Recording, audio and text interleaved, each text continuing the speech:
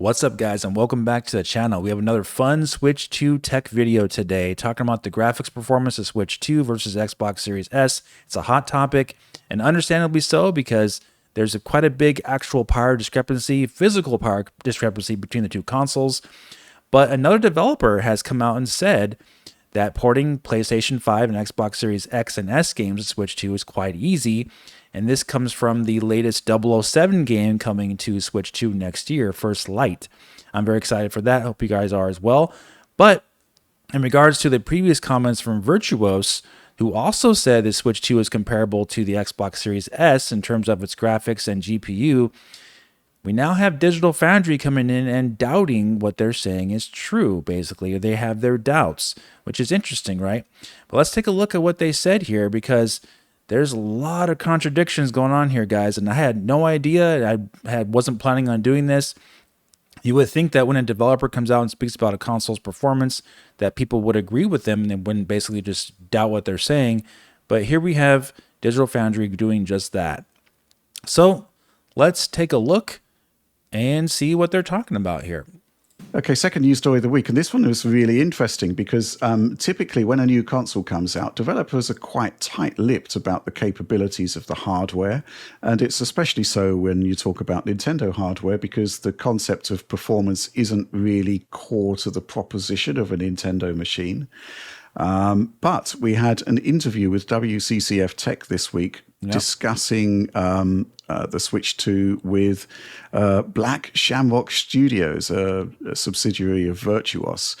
And they're... And Virtuos is a really good developer with Unreal Engine 5, you could say. They are, developers who did the Oblivion remaster, and they ported a bunch of games, of course, to the Switch 1 and other consoles as well. So they're very experienced developers. They know what they're talking about. So, interesting. Technical director, Owen O'Grady, came up with some interesting comments on the Switch 2. And I'm just going to read them out. Why not? GPU-wise, the Switch 2 performs slightly below the Series S. This difference is more noticeable in handheld mode. However, the Series S does not support technologies like DLSS, which the Switch 2 does. This makes the GPU capabilities of the two consoles comparable overall. I think the key word there is comparable. Anyway, CPU-wise, there is a clearer distinction between the two consoles. The Switch 2 is closer to the PS4 in this respect, having a CPU just a bit more powerful than the PS4's. Since most games tend to be more GPU-bound than CPU-bound when well optimized, the impact of this difference largely depends on the specific game and its target frame rate. Any game shipping at 60 FPS on the Series S would easily port to the Switch 2. Likewise, a 30 FPS Series S game that's GPU-bound should also port well. Games with complex physics, animations, or other CPU-intensive elements might incur additional challenges in reaching 30 or 60 FPS or require extra optimization during porting. So he said comparable. He made a point to say that because they're planning on making a narrative here. This is very interesting. Oliver. Now, this is an interesting one because I do think that word comparable is doing a lot of heavy lifting there. But I think it kind of makes sense if a game is running at 60 FPS on Series S and it doesn't have any sort of key CPU limitations, then it should port well to Switch 2. Mm-hmm. I guess the thing that's slightly confusing me in terms of the language is that there is the sort of implication here. Well, in fact, he says it outright. The Switch 2 performs slightly below the Series S GPU when we've got, basically empirical evidence that suggests that the Series S is actually quite a bit more powerful GPU-wise. I don't know what you think about that. Yeah, I think the claim about Series S is quite a bit more powerful GPU-wise, empirical evidence. Really? Okay. Let's hear what they say, and I'm confused too, guys. I'm really confused. the GPU is interesting. I've not done a whole lot of Series S comparisons, but it seems like there's a bit of a mix. There are games like Split Fiction or Wild Hearts, which we'll talk about in a minute, which in some respects are a big downgrade. And then some Split Fiction, a big downgrade versus Xbox Series S. Okay. Wild Hearts. Okay. Ooh, that's an interesting one. We got a lot to go over here. But Games like Street Fighter or maybe Cyberpunk, which are more competitive, in part because they use DLSS, in particular like the higher grade DLSS, where the consoles are using either TAA or they're using FSR2, and they're not really getting a very good result there. So I think it depends a lot on the game. The game that I have looked a lot, though, in terms of a comparison to Series S is Hogwarts Legacy. And that's a game that does look a lot better than Switch 2 on Series S, I would say. Visual setting. so yet again, here we go. Like, they obviously ported the PlayStation 4 version of Hogwarts Legacy to the Switch 2. That's likely the easiest way to go. If you're going to have if there's already a PlayStation 4 version of a game out there, they're very likely going to port that to the Switch 2 over going for the Xbox Series S, PS5, and Xbox Series X version, because that's just, probably the easiest way to go, because the Switch 2 is more powerful than the PlayStation 4. We know that. But the CPU is not as powerful as the Xbox Series S. It's not as performant. It has, less threads, far less, clock range as well. So for a game that is like open world, like Hogwarts Legacy, most likely they would port the PS4 version to Switch 2 if there was one available. So that's the thing, though. Going forward, there's not going to be any PlayStation 4 ports to be available, and we've heard developers talk about how PS5 games actually port well to Switch 2. But let's continue. Things are a lot better. Assets are better. Image quality is better. The Switch 2, in that instance, it closely resembles the PlayStation 4 version. It doesn't really come that close to the Series S version. So I don't really know what to say there. It's certainly in that title, it's not delivering a very good experience relative to Series S. And that's a title that clearly has had a lot of time and effort poured into it. It's a very good port, and it's still not quite at that. Not a good experience, he said, compared to Series S. But then he said it's a very good port as well. But it doesn't look hardly any different, and it runs at 30 frames just like the Series S version does as well, pretty much. So level, which is kind of where I would expect it to be, but certainly doesn't match up with these comments. I do have some questions, though, in particular about systems like Nanite and Lumen and stuff like that. Like, how would that scale? Or a game with really high level of ray tracing complexity, maybe it has very complicated RTGI. Yeah, so here's the thing, Digital Foundry. You have a big platform, right? Almost 1.5 million subscribers. Why don't you get a developer onto your podcast and ask them these questions? That these other sites are actually interviewing people who are developing Switch 2 games. Instead of making assumptions and guesses or just wondering what's going on here, why don't you ask the developers yourselves instead of just making blatant, statements and guesses about things that you think the Switch 2 can or can't do? That would be my suggestion. I think people would like that because there's more here. How does that scale? I think that's something we don't necessarily have the answer to. In particular, when you look at a system like Nanite and when you look at how limited the performance of a Switch 2 is in portable mode, exactly how well would that actually translate to like a 1.7 teraflop mobile chipset there relative to something like it? He's asking these questions, but when you go to the actual information here from the developer, Virtuos, who does Unreal Engine 5, they talk very clearly. They said any game that, is shipping at 60 frames per second on Series S should easily port to Switch 2. Likewise, 30 frames per second. Series S game that's GPU bound can also port well. And then CPU intensive elements might incur additional challenges like reaching 30 frames or 60 frames, require extra optimization during porting. That's exactly what the developer said.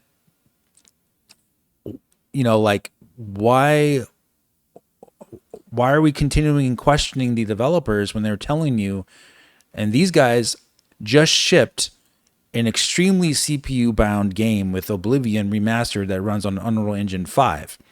So they would know if the Switch 2 could have, specific problems with porting certain games.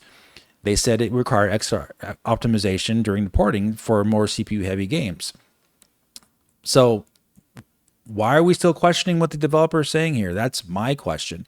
Why don't you guys get the developers on your podcast and question them and get your answers that way instead of just doubting what they're saying because you don't believe it? It's weird. as Series S. I don't think it would be too flattering, but we'll have to see in upcoming UE5 titles or games certainly like Star Wars Outlaws.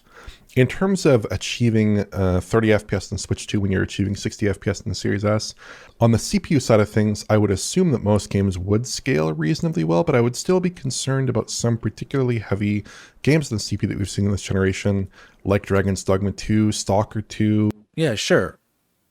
So they kind of agree that games should be porting well to Switch 2, but then they don't agree, and then they like, Warhammer, Space Marine, like extremely CPU heavy games. Sure. I mean, those might have more issues. You may see less NPCs on screen, less enemies on screen. Do I think they could run on Switch 2? Absolutely. But like the developer said, who actually is working on Switch 2, they require extra optimization. So why are we questioning whether or not these games could even run at all? That's not what the developers said here in their interview. They said any game, they're talking about all the games here, any game, including games with extra CPU intensive elements. They say those also can be ported. Space Marine 2, a bunch of sequels Space in the Marine mix 2. there, I suppose. Those are games that really do suffer on current generation consoles, do have some substantial frame time spikes. I don't think that those titles would translate necessarily so well to Switch 2. So yeah, just a few thoughts there. I think this is an interesting interview, but I'm not necessarily sure I'm 100% on board with the idea that like Switch 2 is a Series S level console in dock. They never said that Switch 2 is a Series S level console while docked. They said it's slightly below the Series S GPU wise while docked, but the GPU capabilities make up for that with DLSS and makes it so it's very comparable. They didn't say it's equal to Series S while docked, but it's very it's comparable to Series S, slightly below the Series S. So they don't even believe this part, even though the developer is saying that much. But yeah, leave it. Let's continue. Watch what he says next. But I don't think it's quite there necessarily. It would be a remarkable achievement for a console that's pulling like 20 watts to be up there with a console that's doing it's pulling 80. But at the same, what did he say? It would be a remarkable achievement for a console that's pulling like 20 watts to be up there with a console that's doing it's pulling 80. But at the It's like stating the obvious. Like, yeah, it's not physically going to be as powerful as an 80-watt console, Xbox Series S. It's not as powerful. We know that. It's a mobile console. What they're saying is it's comparable into what it's producing on screen. That's what the developer is saying here. But it's still very interesting what he says here about the Switch 2 being, something like it's like a Series S is just, it's unheard of, and it would be quite remarkable. And yeah, that is remarkable, right? Because it's doing it as a portable. And if you look at their Switch 2 versus Steam Deck Cyberpunk 2077 review here, the weird thing is that he says just that. It's delivering the basically the current gen experience on the go, and it's remarkable. Well, watch.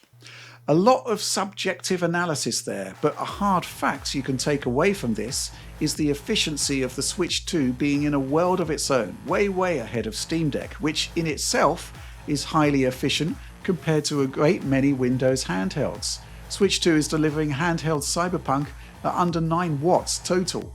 Handheld efficiency was one of the big question marks surrounding Switch 2 before we went hands-on, but well, this is a phenomenally good result. So here we have him saying that the Switch 2 is in a world of its own. There's nothing else like it. They're doing Cyberpunk 2077 on the go at 8.9 watts, was similar to Steam Deck performance. That's just something you can't do anywhere. The Switch 2 is 100% in a world of its own, like he says. So for them to question then what the developer says, just the thought of the Switch 2 being able to come close to something like the Series S is just... it would be quite remarkable, but that's exactly what it did here. If we look at their own comparison of Cyberpunk 2077 on the Switch 2, it actually surpassed it. So you guys have seen this, right? runs at the same texture quality setting as PS5. In first, kind of hybrid setup that best suits the system's specs. To start with the advantages first, Switch 2 runs at the same texture quality setting as PS5. Impressively, the availability of 9GB of usable RAM gives it the freedom to present ground textures, decals on walls, and clothing at an equivalent setting to base PS5 in most cases. By extension, that means Switch 2 often pushes beyond the last-gen PS4 and even Xbox Series S in this aspect. In fairness, many textures are universal in quality between all four consoles here. Yep, not just textures. So we talked about this before, but also reflections. Because of DLSS, actually better quality on Switch 2 and Cyberpunk. Notably, Cyberpunk's screen space reflections suffer from a grainy, shimmering artifact on base PS4, which is nice of a better upscaling method. Again here, artifacting on SSR is cleaned up, and the image is sharper in static moments next to the Series S release. However, there are So yeah, I mean, like, yeah, it's not a straight up, way better version than Xbox Series S, but it does have advantages that are noticeable, which are the textures, some reflections, and just the image quality itself looks better than Xbox Series S on the Cyberpunk 2077. And then you have Street Fighter 6, also better on Switch 2. Where Switch 2's approach, by comparison, is simply more adept in handling noise, aliasing, and flicker. Despite the lower 540p base pixel structure, distant building details in stages like Tian Hong Yuan resolve more logically on Switch 2, avoiding the more obvious breakup seen on Series S. Yeah, it looks better on Switch 2. It legit does. Like, it's very noticeable. Textures Image quality, too. even in motion, tends to favor Switch 2. Visual noise across materials like Zangief's glossy spandex outfit are cleaned up, while hair, like Dalsim's beard, feature less dithering artifacts. Hair elements are still prone to obvious Very noise, noticeable. sadly, and this remains an area of weakness for Capcom's RE engine in general, but it is minimized, at least on Nintendo's platform. Of course, PS5's... So this doesn't make any sense to me. They're talking like the Switch 2 hasn't even come out yet, and that doesn't have examples of it showing punching above its weight, so to speak, and even surpassing Xbox Series S in some areas. Like, it's really weird. Switch 2 is a Series S level console in dock mode. I don't think it's quite there necessarily. It would be a remarkable achievement for a console that's pulling like 20 watts to be up there with a console that's doing it's pulling 80. But at the same, Yeah, I mean, they just showed you examples on their own channel of it pulling its weight, exactly doing just that, with these games already at launch, just over a month into the release of Switch 2. But they say something else here. But at the same time, well, what can I say? I'll discuss what I think in a minute. But Alex, curious what you think about this, and certainly on the CPU side, that's kind of a bit more plausible, right? Yeah, I mean... Yeah, they talk about the CPU. We know the CPU is not going to be as performant. It's going to have some games that run a little slower. So let's jump ahead here. I mean, the other thing, of course, Cyberpunk does have a 60 FPS mode on Series S. It doesn't on Switch 2. There's going to be a lot of games, I suspect, that will be running at 60 on current gen consoles that will be running at 30 or 40 on Switch 2. So that's kind of where the evidence is pointing us at the moment. But I just think generally it's really interesting that a developer is actually talking about system performance, because usually there's a lot of glazing, there's a lot of evasion, because developers don't want to be tied down to specific quotes like this. And I think that and I think that by saying that if What's so funny here? Tell me in the comments. What did they find funny here? I don't know. the game runs at 60 FPS on Switch on Series S, rather, it should indeed port easily to Switch 2, because it's kind of like the MO for Switch 1 in a way. Yeah. No, Switch 1 games did not port easily. That's the thing. You see, like, complete 100% contradiction here. Switch 1 games are not easy to port. That was the whole reason for having this upgrade of a console, Switch 2. he's saying, yeah, a Switch 2 game should port easily that run at 60 FPS. That's kind of the same MO as Switch 1. That's not the case. Getting games ported to Switch 1 was a massive undertaking for these developers, guys. They were barely even hitting 25 frames per second with massively downgraded visuals. 100% wrong here. I totally disagree. If you agree, let me know in the comments, but I totally disagree with this. It's insane talk. Yeah, but things get a lot trickier. I mean, it's quite an interesting response overall. Things get a lot trickier though when it's 30 FPS, and you still need 30 FPS on a console hybrid. That's going to be tricky to do there. Yeah, let's go back a few minutes on what he said. They said something about split fiction there that we might have missed. Here what he says here. That you'll see. Because it's made by the people that did Unreal Engine, ultimately. So, yeah, we do need to take a look at that. But then, Oliver, quite rightly, you point out Split Fiction, an Unreal Engine game, which looks nowhere near as good or as smooth as the Series S version. So, Split Fiction, they say, looks nowhere near as good or smooth as the Xbox Series S version. Split Fiction on Switch 2. Now, what he says? Nowhere near as good or as smooth as the Series S version.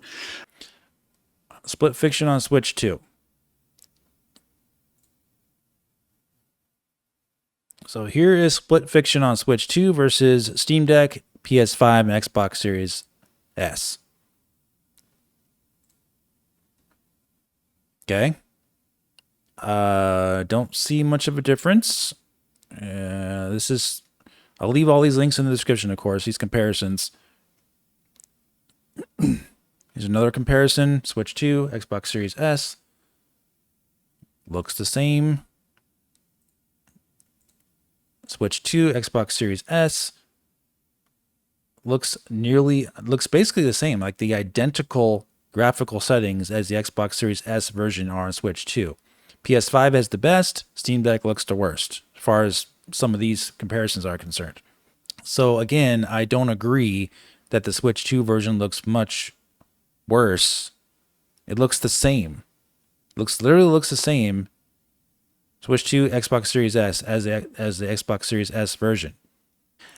Digital Foundry may have been talking about how the game looked when it was first shown on Switch 2. It did look more rough, but the final version of the game they fixed, and it looks identical to the Xbox Series S version. They added more shaders, better shadows and everything, more reflections. A lot of those effects were missing in the original trailer of Split Fiction. And later on in their DF Direct, they talked about the Wild Hearts 2 demo on Switch 2. They said, that basically it's missing some features. It's not even using DLSS. Personally, I don't think this is a good port on Switch 2. And it's definitely not something I would be actually using to gauge the power level of Switch 2, especially when, and even though they're doing it here, kind of like, in their own analysis, especially when the PC port of Wild Hearts running on an RTX 4090 in late 2023 was one of the worst ports they've ever seen in history. So using this game on Switch 2 is probably not the best gauge of our Switch 2's power. But yeah, take a look at this real quick. Watch. Really obviously that, or like the boss character slams the ground and it brings up some effect for the first time. And you do see a large stutter. The game doesn't seem to have a visible shader pre-compilation step, but it's just so stuttery the entire time where I honestly couldn't believe that this game was being sold. And I honestly couldn't believe that I was examining. PC. So for this, so what does Switch 2 is Switch 2 better performant than a RTX 4090 because it doesn't have all these stutters in it? Frame rate that's usually between 40 and 60 FPS, sometimes lower. Now in more limited environments like the very it doesn't have the starting problem on Switch 2, and here's a video showing the game versus the PC version on Switch 2. Does that mean the Switch 2 is a lot more powerful because it looks, and it's almost similar to the PC version in some cases and runs smoother than the PC version, more consistently? No, not at all. It's just this game and the engine does not run well on anything. Very poor example, I would say. But now we have the developers of the new 007 game coming out and saying that the Switch 2 can port games pretty easily from PS5. Remember that 007 First Light does not have a PlayStation 4 version. If we go down a little bit here, you'll see that they say, on a technology note, the Switch 2 is a key part of the game's reveal, talking about First Light 007. What have you learned from the recent Hitman port to Switch 2 to ensure that First Light comes to that platform in the best possible shape? And he said, first of all, we have an amazing engine, the Glacier engine, and why we love to keep using it at IO Interactive, it's that it enables us to bring a game to as many platforms as possible with limited friction. So in that aspect, it's quite easy for us as long as there's new platform coming out to bring the game on. Then they said, as far as the Switch 2 goes, Nintendo has always been a great partner with us. We brought Hitman as the cloud version on the first Switch, and now the Switch 2 is a powerful device, powerful enough for us to bring First Light to it natively. Here, yet again, they said this is not like a big undertaking. It's not hard for them to actually bring this game to Switch 2. So what is it then? Is it some miracle that these games are running on Switch 2? No. I would say that these games are going to be coming to Switch 2 with some, downgrades here and there, like we've talked about before. You're going to have games that just don't run very well on Switch 2. Not every port's going to be great. You're going to have games that look a lot better versus games that look a lot worse just because of the quality of the port. You're going to have games like Cyberpunk 2077, which the developers said themselves that was not a hard thing to do on Switch 2, and they actually improved it over Xbox Series S, and it was noticeably better, both with textures, reflections in some cases, and image quality better on Switch 2. That's the issue with Digital Foundry these days, guys, is that they keep having these weird, basically contradictions in what they're saying about Switch 2. At one moment they're impressed with it, next moment it's not that good, or it can't be comparable to the Xbox Series S because of the watt difference. Yes, we know physically it's not comparable. We know that it can't be. It's impossible. Visually though, can it be? Absolutely, and it's already been proven as such. And I think that's the big discontinuity with Digital Foundry. They just can't. They're still on that track of it being just like a PS4, even though it's definitely not like a PS4. There's use case scenarios where the developer chooses to port games from PS4, like Hogwarts Legacy, for various reasons, probably for the cost of it. It's probably a lot easier to port from PS4.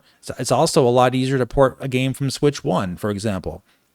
There's always use case scenarios, but when you have a game that's made just for PS5 and content that's made just for PS5, like with Cyberpunk 2077 Phantom Liberty, then you can see the actual benefit of the Switch 2 and see what it actually can do versus Xbox Series S in a true scenario, not one cherry-picked that a developer it chooses to port from PS4 because it's easier and cheaper. You got to see it from both angles here and not just so one-sided saying that, no, it's just not possible. It can never look like the Series S. It's just, how can they say that? I don't believe them. Well, I mean, they're showing it in their games. They're literally showing the examples right there in the games that yes, it's comparable, sometimes better than Xbox Series S in some use case scenarios and in some games already after a month out. But yeah, we're just calling it like we see it here, guys. It's just my opinion. And, I'm showing you guys what I see. But let me know what you think. All right, that's going to do it for this video. If you did enjoy it, please hit the like button and subscribe for more. And I'll talk to you very soon in the next one. Have a great day.